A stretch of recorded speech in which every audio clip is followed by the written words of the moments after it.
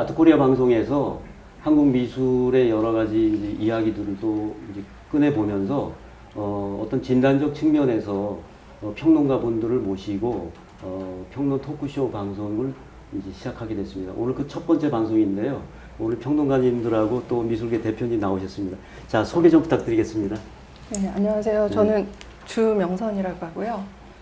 프랑스에서 지금 한 20년 정도 활동을 하다가 들어왔어요. 그리고 프랑스에 있을 때는 이제 작가로 활동을 하면서 갤러리를 좀 운영하고 또 기획 일도 조금 하면서 이렇게 하다가 이제 코로나 이후로 한국에 이렇게 들어오게 돼서 최근에는 이제 암염화 작가로 이제 암염을 가지고 이제 작업을 하고 있습니다. 네, 나름대로 뭐 미술계 쪽에 하고 또 행정이라든가 상당히 뭐 다양한 또 활동을 해오셨네요. 네. 우리 평론가님. 예, 미술평론가 박명인입니다. 뭐 이게 방송 보시는 분들은 대부분 알 것 같아서 구체하게 설명은 안 해도 될 것 같고요. 그 작년에 미학지음회라는 단체를 하나 창립해 가지고 우리나라에서는 유일하게 이론을 전제로 하는 미술 단체를 하나 만들었습니다. 올해 9월 3일 날 두 번째 전람회인데 전부 중진 원로들 85명이 창립한 겁니다. 세계에서 제일 책을 안 만드는 나라에서 그렇게 이론을 좋아하고 참여한 분들이 많아서 참 가슴 뿌듯했습니다. 미술평론가 박명인입니다. 자, 두 분께 제가 박수를 먼저 드리겠습니다. 왜냐하면 참 오늘 두 분께서 해주실 말씀들이 우리 한국 미술이 지금 여러 혼란기 있고 어쩌면 그 혼란이라는 거는 앞으로 발전성을 내다보고 있기 때문에 혼란이라 볼 수 있는 어떤 조언의 말씀을 해주실 것 같아서 감사드립니다. 그럼 먼저 우리 박명인 평론가 분께 이제 먼저 질문을 좀 드릴 텐데요. 근데 두 분께 오늘 전체적으로 질문이 한 6꼭지 정도를 지금 예상을 하고 있습니다. 근데 이 질문은 먼저 우리 한국이 최근에 전 세계에서 우리 한국 문화, 한류 이런 부분들이 다 크게 이제 일어서지 않았습니까? 그런데 그러한 또 화려함 뒤에는 또 어떤 아픔이 있고 또 구조적으로 잘 또 어떤 자성과 반성을 통해서 새롭게 나아갈 부분들을 마련해야 된다라는 어떤 각성 부분이 있기 때문에 두 분 모셨단 말이죠. 그래서 내용들이 그쪽에 맞춰가지고 지금 진행을 해보겠습니다. 먼저 우리 박명인 평론가님께 먼저 질문 꼭지 드리겠습니다. 한국 미업을 중심으로 한 집중 구조는 예술 창작 환경에 어떤 영향을 미치고 있나? 좀 상당히 좀 폭넓은 부분인데. 우리나라의 한국미술협회는 절대적으로 존재해야 됩니다. 그런데 이것이 언젠가부터 이게 스스로 자멸해 가기 시작했는데 그것이 언제부터냐면 과거에는 미업이 회장 구조였는데 사단법이나 하면서 이사장 제도로 바뀌면서 나빠지기 시작했어요. 제가 그 유럽에 자전거 트레킹을 할 때 파리 루브르에 갔는데 옷이 남루했는데도 특별 대우를 받았습니다. 한국 미업 신분증 뒤에 보면은 IAA 회원국 신분증이 같이 있어요. 국제조형학회. 예, 그것을 보고 가이드가 100m 줄 쓴 데를 피해서 다른 게이트로 해서 안내해서 들어가게 하더라고요. 입장료도 안 받고. 이것이 바로 한국미술협회가 가지고 있는 위상이라고 하는 겁니다. 그렇기 때문에 꼭 존재해야 되는데 한국미술협회가 무너진 이유에는 딱 두 가지가 있습니다. 공모전하고 또 하나는 직책 판매, 직책을 팔아먹는 이 두 가지 구조가 지금 현재 상태로 이렇게 무너지게 됐는데 지금 현재 미업 이사장도 없고 이두성 변호사가 직무대행을 하고 있는데 이사장 선거가 언제 할지도 모르겠고 그래서 이 두 가지 구조가 개선되지 않으면은 한국 미술이 한국에서 존재할 수가 없게 됩니다. 많은 사람들이 미술협회가 없어져야 된다는 원성이 많습니다. 이 두 가지 구조가 개선돼야지만 한국 미술이 중심적인 역할을 할 것이라고 나는 그렇게 생각하고 있습니다. 그 부분에 대해서는 얘기하려면 조금 길어서 어떻게 해서 두 가지가 문제화됐는가는 다음에 말씀드리도록 하죠. 네, 뭐 그 우리 1번에 해당되는 질문의 내용은 우리 앞전에 뭐 서로 논의됐던 것처럼 너무 좀 큰 문제이기 때문에 새롭게 여기서 이제 정말 해야 될 부분들을 도출해서 논의가 좀 됐으면 좋겠습니다. 자, 그럼 두 번째 질문으로 우리 주명선 대표님께 좀 드려보는데요. 또 뭐 국제적인 활동을 또 하셨고 해서 아마 한국 하단에 이제 이렇게 와 보시니까 이제 또 이렇게 벌어지는 이 또 분위기가 있고 아마 비교 문화적인 측면에서 좀 보는 측면도 있지 않을까 싶어요. 그래서 이런 문제들이 지금 이렇게 좀 벌어지고 있고 또 중심 권력이라든가 뭐 이런 부분들이 옆에서 이제 보셨을 때 국제적인 측면에서 봤을 때 또 다룰 수 있는 어떤 시각이 있거든요. 네. 그러면서도 이러한 사회적으로 이렇게 형성된 이 분위기에 주도적인 역할은 어떤 부분에서 했는가 또 이런 부분에 대해서도 좀 한번 좀 짚어봐야 될 것 같습니다. 네. 저는 사실 19살에 독일로 이제 유학을 간 다음에 이제 프랑스로 이전을 하고 이제 거기서 활동을 주로 했기 때문에 사실 한국 미술 시장에 대해서는 객관적으로 본 입장이에요. 프랑스나 이제 외국에서 본 입장이고 또 이제 제가 직접 경험하는 건 코로나 이후로 이제 제가 한국에서 활동을 하면서 이제 봐왔던 그런 부분인데 되게 짧게나마 제가 느낀 거는 미술계가 이렇게 좀 한국 미술은 좀 집중돼 있고 예를 들면 좀 폐쇄적인 느낌이 좀 들고요. 그리고 너무 전통적인 걸 고수하는 느낌이 들더라고요. 그리고 네트워크 그 중심이 되게 이렇게 편파적으로 이렇게 구성돼 있구나 이런 이제 개인적으로 이제 조심스럽게 저는 좀 느끼고 있었고요. 프랑스하고 비교하자면은 이제 제가 이제 작가로 거기서 활동을 하다 보니 이제 느끼는 부분은 프랑스에서는 되게 집중돼 있는 게 아니고 분권화돼 있어요. 그래서 예를 들면 크나프라든지 드라크, 그러니까 크나프라는 국립현대미술센터라는 거예요. 국가에서 운영하는 거고, 드라크라는 거는 지방자치단체에서 운영하는 거. 그리고 또 예를 들면 이제 작가가 되면 이제 제일 먼저 가입해야 되는 메종데 아티스트나 또 행정 처리를 하는 위사프나 이런 게 다 분권화가 돼 있어요. 그래가지고 작가가 이렇게 국가 지원을 받고 지방 지원을 받고 또 예를 들면은 이렇게 최소한의 그 생활을 할 수 있도록 행정적인 그런 거 그리고 또 이런 사회 보장 시스템을 이렇게 보호해 줄 수 있는 그런 것들이 각자 이렇게 역할들이 작가들 한 명 한 명을 이렇게 다 보호해 줄 수 있는 시스템이에요. 그래서 그런 부분이 저는 거기서 활동을 하면서 참 좋은 시스템이다 생각이 들었어요. 그래서 그런 부분에서는 이제 한국에 이제 와서 이렇게 처음 접하다 보니까 조금 아쉬움이 조금 남고 그런 부분이 앞으로 좀 이렇게 좀 발전돼 가면 좋겠다는 생각을 하고 있었습니다. 우리 한국 미술이 어떤 나름대로 어떤 형태를 이렇게 띠고 있으면서 또 미술계 중심이라든가 이 부분이 좀 왜곡되지 않았느냐 이런 얘기도 있습니다. 네. 이런 한국 미술 네. 기관이나 이게 한국 미술의 사회적 역할을 네네. 누가 왜곡하고 있는가?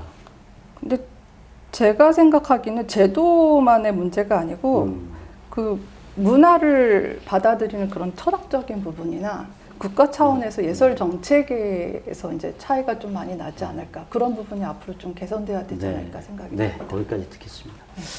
그다음에 세 번째 질문은 우리 또 박민 평론가님께서 우리 젊은 예술가들 또 앞으로 이 미술계를 또 짊어지고 가야 될 동량이기도 한데 상당히 이렇게 애착을 가지고 이 말씀을 좀 해주시고 싶은 부분이 또 있으셨을 것 같아요. 많겠죠. 그래서 질문이 이제 젊은 작가들이 한국 미술계에서 자생적으로 성장하지 못하는 주요 원인은 무엇입니까? 내가 그 미협의 평론분과 부이사장 때에 총회에서 대학교 졸업하면은 무조건 가입을 해야 된다고 주장을 했어요. 그 전에는 어떻게 했냐면 그 대학을 졸업을 해도 3년 동안 전시 경력이 있어야 회원 자격이 있었거든. 근데 생각을 해보세요. 지금 아줌마들 9년 전시 경력이 있으면 회원이 되는데 그렇죠. 예. 미대를 졸업하려면 어렸을 때부터 그림 그려서 예중, 예고, 대학 그거 벌써 10년이 넘어요. 근데 3년 전람회를 하고 들어온다? 그 말이 안 돼서 내가 그걸 개혁을 했어요. 근데 그 당해에 이루어지지가 않아서 다음 해에 내 손녀가 서나 예중 2학년이었는데 지하철 내 풍경을 그린 그림이 있어요. 그래서 그거를 내가 스마트폰, 여기 이사들 이만큼 그릴 수 있는 사람 몇이나 되나 나와보라고 그랬어요. 없었어요. 이렇게 공부한 아이들이 대학교 졸업했는데 가입이 안 되면 말이 되느냐. 그래가지고 지금은 미대를 졸업한 그 청소년들한테는 회비도 면제해주고 특혜를 주면서 지금 회원 가입을 하고 있어요. 그렇죠. 그런데 이게 왜 구조적으로 안 되냐 하면은 이게 아까 두 가지 개선점을 크게 얘기를 했는데 그 부분이에요, 바로. 공모전에 상을 돈 받고 파는 거, 그 다음에 이사, 위원장, 부이사장을 돈 받고 파는 거, 이 문제라고요. 큰 문제가. 이 문제가 굉장히 광범위하게 다뤄야 될 문제인데, 그때 내가 패널로 발표할 때도 이 문제를 얘기했는데, 그러니까 젊은 아이들이 공모전에 내지도 않습니다. 그 돈 줘야 된다며, 뭐 특선을 얼마에 줘야 된다며, 뭐 무슨 대상은 1억 줘야 된다며, 이 소문이 이렇게 나버렸는데 젊은 아이들이 미업에 참여를 하겠어요? 그래서 거부하는 것이고, 또 하나는 그래서 두 가지 문제가 자꾸 반복 거론이 되는데, 미술협회가 총 인구가 지금 평균 연령이 65세예요. 젊은 사람들이 안 들어와서 요즘에 이제 그 개혁 이후로 조금 들어오고 있다고 듣고는 있는데, 지금 그 지난번 재판 때에 판사가 판시한 것 중에 어떤 문제가 있었냐면, 정관에 이사가 64명인데 1934명은 잘못된 불법이라고 판결문에 적시돼 있었어요. 근데 후보 한 사람 누군가가 1934명은 아무것도 아니라고 떠들어대가지고 참 통탄할 일이 있었는데, 바로 그 문제입니다. 미술협회는요, 젊은 사람들이 안 들어오고 미대 졸업생이 안 들어와요. 다. 그러면 누가 들어오느냐? 돈 많은 아줌마들이 들어와요. 그 아줌마들이 왜냐면 미대를 나오지를 않고 화가로 행세를 하려니까 간판이 없거든. 뭐 미대를 나오지도 않고 뭐 뚜렷하게 누구한테 배운 사람이 있는 것도 아니고. 그러니까 미업에서 어떻게든지 이사가 되고 위원장이 되고 부이사장이 되려고 길을 써요. 돈을 막대하게 달라고 그래도 주면서까지 그걸 하려고 그래요. 그러다 보니까 미술협회가 어떻게 되냐면 이 아줌마들한테 돈 빨아먹는 하마가 돼버린 거예요. 그러니 젊은 사람들이 그 미업에 누가 들어오겠습니까? 그래서 아까 내가 얘기했지만 미업이 완전하게 자리를 잡으려면 이 두 가지 문제가 개선이 돼야 되는데 안 되는 이유가 있습니다. 그 얘기도 여기서 해야 될까요? 네, 그러면 여기까지. 이사장 후보 지금 4사람이 운동을 하고 다니는데 그 사람들이 이사장이 돼도 그게 불가능하다는 거죠. 중요한 문제들은 결국은 이제 하나씩 조금 더 쟁점화해가지고 얘기를 좀 논의하고 달아보자, 이렇게 얘기 나왔습니다. 그런데 지금 네 번째 질문이 지금 조금 더 이제 좀 어려운 질문이 좀 들어가는데요. 이제 이 질문은 그동안 어떤 분위기입니다. 분위기인데 이런 분위기가 조금 탈피되지 않으면은 우리 미술계가 항상 또 이런 침체성이 꾸준히 또 이어가지 않나 싶어서 결국은 이 질문을 좀 드려보겠습니다. 우리 답변은 마찬가지로 우리 좀 날카로우신 평론가님, 박명희 평론가님께서 좀 받아주시고요. 네 번째 질문은 한국미협은 과연 그 예술단체인가 정치 조직인가? 지금의 구조는 미술을 위한 조직이라고 볼 수 있겠는가? 이 문제는 두 가지가 맞는 말입니다. 왜냐하면 이 한국미술협회는 예술단체인 것은 확실하고 정치적인 조직은 아닌데 정치성은 있습니다.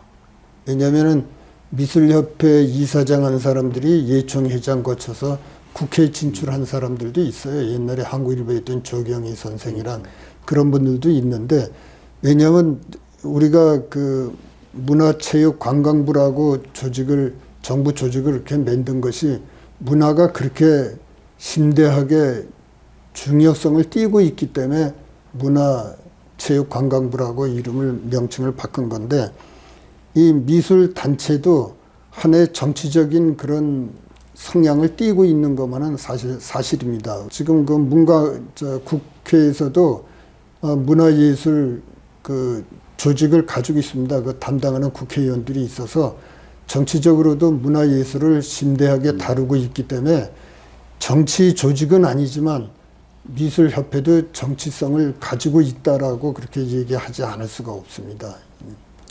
네, 말씀 잘 들었습니다.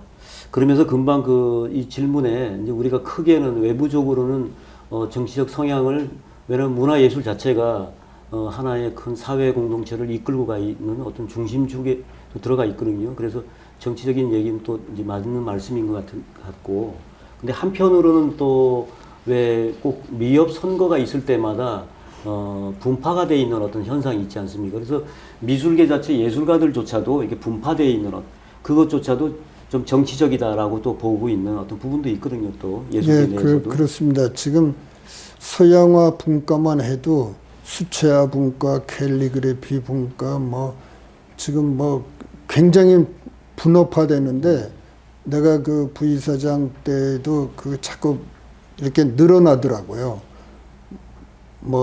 한국화 하면은 문인화도 다 포함되는 건데, 문인화 분과, 서예 분과에서 자꾸 조직을 넓혀가는데, 그 넓혀가는 이유가 바로 그 핵산화 시킴으로써 그 조직을 확대해 나가겠다는 거거든요.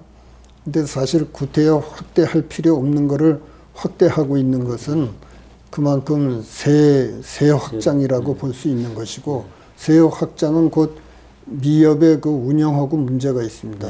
금전적인 문제가 있고, 그래서 그렇게 이사장 바뀔 때마다 그렇게 해서 지금 편제가 넓어진 것 같아요. 그럼 아무튼 조금 정리를 해보면 내적으로 외적으로 정치적 성향을 가지고 움직이고 있는 것은 맞다. 예, 그런 성격을 네. 분명히 가지고 있죠. 네, 그 다음에 그 다섯 번째 이제 질문은 우리 그 주명선 대표님께서 좀 해주십시오. 그 비리라든가 또 편향성, 이런 폐쇄성 등에 관한 문제를 해소할 수 있는 그런 대안적 구조가 있는지 좀 여쭤보겠습니다.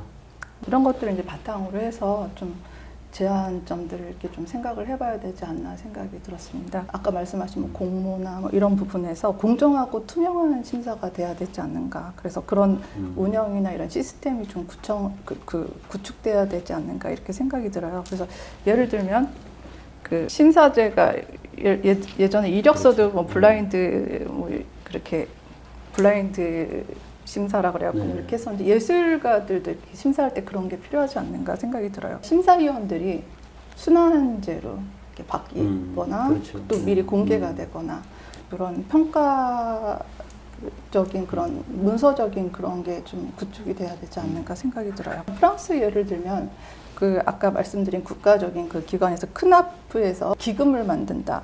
그런 심사가 있다. 그러면은 그냥 그 기관에 있는 사람들이 처리를 하는 게 아니고 큐레이터나 비평가나 작가 그리고 행정가들이 모여가지고 같이 토론을 하고 심사를 하거든요.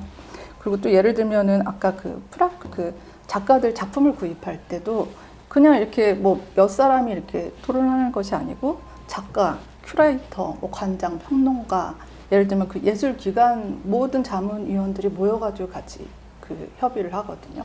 이런 시스템이 좀 참고가 돼야 되지 않을까 생각이 들어요. 그리고 두 번째로는 이런 중앙 집중적이 아니고 아까 처음에 조금 말씀드렸지만 분권화돼야 되지 않는가. 각 기관들이나 예를 들면 이런 사설기관이나 서로 협력 관계가 되면서 서로 견제되는 그런 구조가 돼야 되지 않을까 생각이 듭니다. 그리고 세 번째로는 그 플랫폼이 이렇게 디지털로 이렇게 좀 더 활성화돼야 되지 않는가. 제가 프랑스에 있을 때 보면 무슨 이런 공모가 있다, 어떤 심사가 있다, 예를 들면 어느 그 국가기관에서 그림을 산다, 메시지로 바로바로 들어오거든요. 그냥 일반 활동하는 작가들이. 그럼 바로 다 이렇게 클릭해서 볼 수가 있어요. 관심이 있으면. 그리고 참여를 누구나 할 수가 있어요.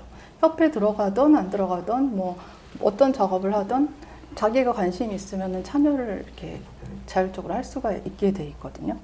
제가 또 네 번째로 이제 좀 느끼는 거는 그 신진 작가나 그 비주류 작가들이 설 자리가 없는 거예요. 그래서 예를 들면 너무 전통적인 회화나 조각 이렇게 좀 아까 말씀해주신 그런 분거나 이게 이렇게 분화되어 있는 그런 부분에 없는 부분이 너무 많은 거예요. 지금 세상은 너무 빨리 새롭게 계속 네, 편성되는 계속 변하고 현대미술은 지금 너무 막 이렇게 변하고 맞습니다. 있는데 우리나라 이렇게 디지털 이렇게 발달된 나라에서 이런 게 왜 외국보다 이렇게 좀 더 폐쇄적일까 이런 생각이 좀 들더라고요. 그래서 좀 신진 작가나 비제도권에 있는 사람들이나 지역에 있는 이제 멀리 있는 분들이나 알겠습니다. 이런 분들이 이제 자율적으로 좀 참여할 수 있는 그런 게 필요하지 않을까. 그리고 좀 시민들도 같이 견제하고 참여할 수 있는 그런 구조가 또 필요하지 않을까. 네. 그 마지막으로 이제 국제적으로도 좀 이렇게 좀 연관성을 가지고 좀 더 활발하게 좀 교류가 되어서 좀 너무 이렇게 한국만의 이런 미술이 아니고 좀 더 이렇게 교류가 되는 미술이었으면 좋겠다 이런 생각이 잘 들었어요. 그 박민희 평론가님 제가 이제 말씀 듣고 들어보니까 네. 결국은 이제 첫 번째 투명성에서 그다음에 두 번째 이제 또 이제 이런 플랫폼 현재 플랫폼에 관한 문제 또 분권에 관한 문제 또 새로운 관점들로 해서 또 그런 영역을 결국은 이런 거를 새롭게 구성해 가려고 하는 자정의 노력과 의지가 있어야지만 된다는 거거든요. 그래서 결국 미협을 구성하거나 또 미술계를 구성하는 이 사람들이 또 우리 미술계에서 새롭게 뭔가를 하기 위한 의지를 어떻게 만들어낼 건가 관건이 될 것 같아요.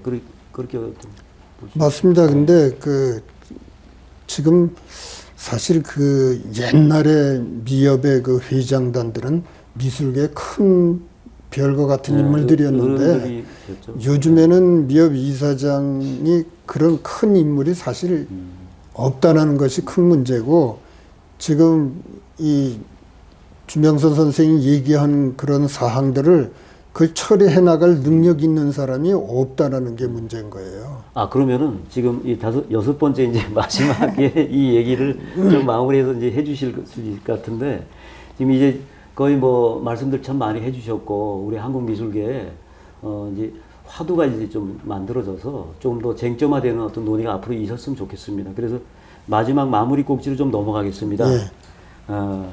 우리 한국 미술계의 생태계의 이 다양성을 회복하려면 어떤 정책적, 사회적 접근이 필요한가? 여기에 대해서 우리 박명희 평론가님 말씀 좀. 사실 우리 미술계는 정책적, 사회적 접근은 절대적인 겁니다. 네. 이거는 빼놓으면 빼놓을 수가 없는 부분이 정책적, 사회적 그런 접근성인데 우리 미술이라는 거는 많은 관객이 와서 작품을 보고 거기서 힐링도 하고 작품도 구매도 하고 많은 커뮤니케이션이 이루어지는 게 미술입니다. 음악하고는 다릅니다. 음악은 그냥 공연장에 가서 듣고 나오면은 음악은 귀 속에서 듣고 사라지는 거지만 미술은 물질적으로 남는 거거든요. 이건 물질 문명인데 이것이 사회적으로 접근성이 없다면 미술인들은 생계조차도 어려워집니다. 누가 와서 그림을 사주고 누가 와서 그림을 호응하고 누가 와서 그림에 대해서 좋은 상찬을 하고 그러겠습니까? 이건 사회적인 접근은 절대적인 거고 또 정책적이라는 것이 지금 요거는 나중에 구체적으로 얘기할 기회가 있을 거예요. 공모전 이 문제 해결이 돼야만 되는데 그때 패널로 내가 발표할 때 오셨으면 들었겠지만 이 정책적인 거는 이 정부하고 밀접한 관계를 유지해야 됩니다. 이게 지금 이 조직사회에서 정부하고 일반 단체하고 밀접한 관계가 없으면은 발전할래 할 수가 없습니다. 아시겠지만 대기업들도 정부의 지원, 정책에 의해서 움직이지 않으면은 성공하지를 못합니다. 대기업조차도. 지금 우리 트럼프가 뭐 관세 정책 가지고 저렇게 떠들 때 움직이는 게 뭡니까? 우리 장관들이 미국에 가서 협상을 하고 이러지 않습니까? 바로 그것이 일종의 정책이거든요. 그래서 미술도 발전을 하려면 정부하고 손을 잡아야 되는데 정부하고 손을 잡지 않는 이유가 바로 그 공모전 때문이거든요. 그때 내가 발표할 때 들으셨겠지만 그렇죠. 그 문제에 대해서는 좀 별도로 다뤄야 될 사항이 아닌가 그렇게 생각해서 간략하게 정책적 사회적 접근은 절대적으로 필요하다. 그렇게만 마무리하겠습니다. 자, 그러면 이제 마무리를 해서 이제 인사를 이제 마치려고 그러는데 마무리 겸해서 이제 우리 평론가님은 하셨으니까 주명선 대표님이 요 6번 항목에 대해서 네. 조금 마무리 인사 겸 해가지고 해주시면서 마무리를 하겠습니다. 저는 개인적으로 지금 결과적으로 네. 예술가를 위한 거잖아요. 그래서 예술가들이 좀 다양하게 좀 혜택을 받을 수 있는 구조로 좀 변해야 되겠다는 그런 필요성이 좀 느껴지고 또 좀 열려지는 미술 시장이었으면 좋겠다. 우리나라가 좀 더 많은 사람들을 포용하고 또 많은 것들에 이렇게 좀 열려 있으면 좋겠다는 생각이 듭니다. 네, 요 6번 항목은 지금 박명 평론가님께서는 네.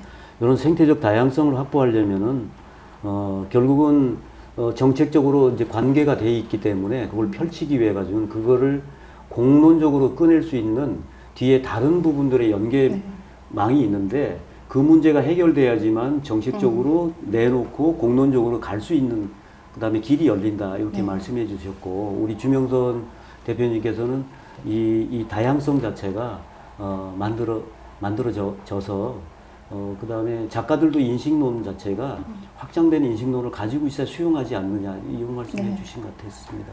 오늘 두 분 모시고 귀한 말씀 들었는데 오늘 지금 논의해 주셨던 이 얘기들이 앞으로 미술계가 정말 또 어떤 자기 반성의 새로운 어떤 그런 모색이 되고 미술계가 좋은 쪽으로 나아가는데 큰 어떤 조언이지 않나 싶습니다. 감사드립니다.